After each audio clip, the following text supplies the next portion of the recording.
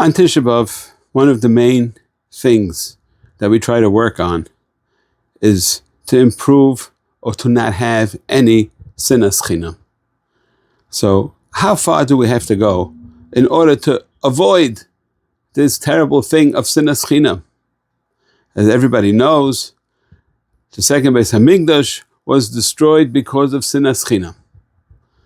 So I wanted to say over a story that I heard about that affects the individuals in the story, and those people, if any of us were in that position, would be very, very difficult to forgive them because of the terrible avla that was done to them.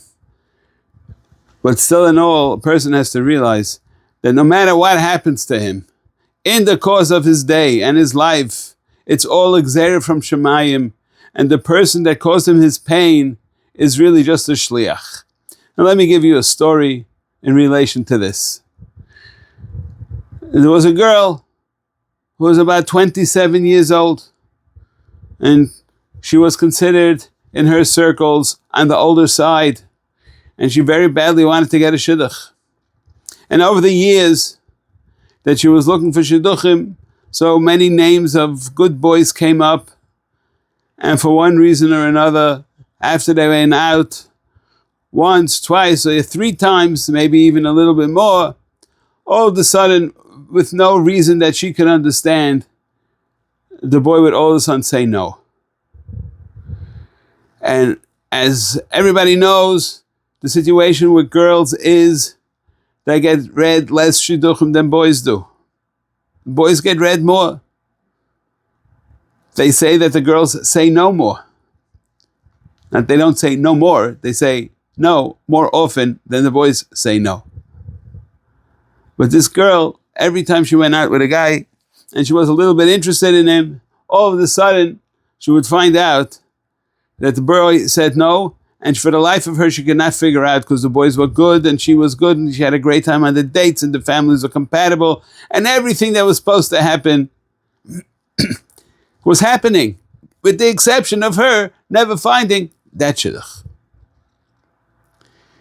Turns out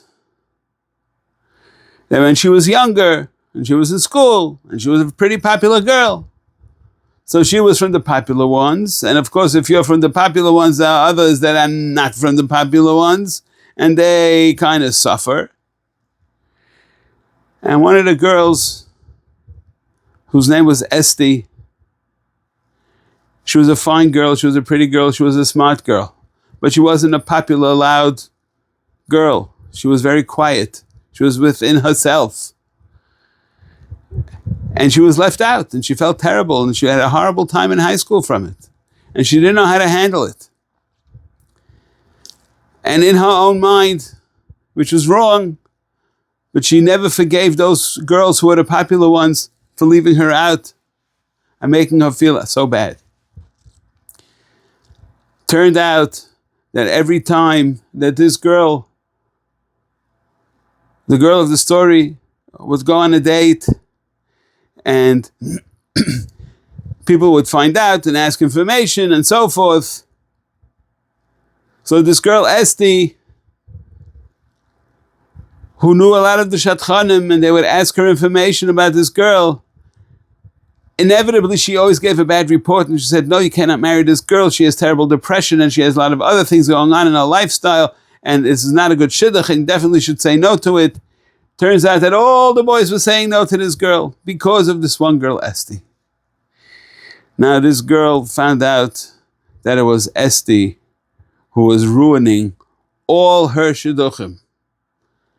Now, Esti had sinas chinam to the girl of our story. But it was a bad sinas chinam to the extent that she was lashing out and preventing her from getting married and finding her shidduch. Now, as we know, everything is exerted from Shemayim, and the odds are, and the chances are, or I'd say even 100%, that this other girl would never have gotten married at this time anyways. But now she had somebody to blame it on. So she, technically speaking, she should be able to walk around with tremendous sinas chinam on this girl Esti for ruining all her shidduchim. But she has to realize that none of the shidduchim that were ruined for her would have worked out anyhow. They would never have worked out because it wasn't meant to be. Hashem had a plan for her. So she did not have sinas chinam. Esti had it, but she didn't have it. So she was the tzadekes. And because she didn't have the sinas chinam, so Rabbi Shalom sent her, the next boy that she went out with was the perfect guy. He was good in learning, and he was especially good in midas, and he was able to support a family, and he would have made a good father. He had all the milas that somebody looks for in the shidduch. And Rabbi Shalom had a master plan for her, that even though somebody was angry at her because she left her out in high school as kids do, and this girl Esti had tremendous sinas chinam for her, but she was mavir al midaisav. She didn't have sinah bat for holding her up for so many years that prevented her from finding her shidduch. And she said, "Amoichel b'leiv shalem," and because of that, that's chus. So she was able to get married to the perfect guy that she would have never found beforehand. Again, you see, there was always a master plan. So people should not walk through life with tinus and sinner on other people, because that is what prevents the Beis HaMikdash from being rebuilt and from Mashiach coming, and ultimately that we should be Zoicher Tchias HaMesim, which comes by Elef HaShvi'i, and we should all be Zoicher to live full lives in Avodas Hashem and in learning Torah and Midas Ben Adam L'Chaveiroi. And hopefully this message will be an inspiration that if you have tinus on somebody, and we all do through the course of our life, remember, this was Hashem's plan, and they were just a shliach, and you cannot have a taina on them.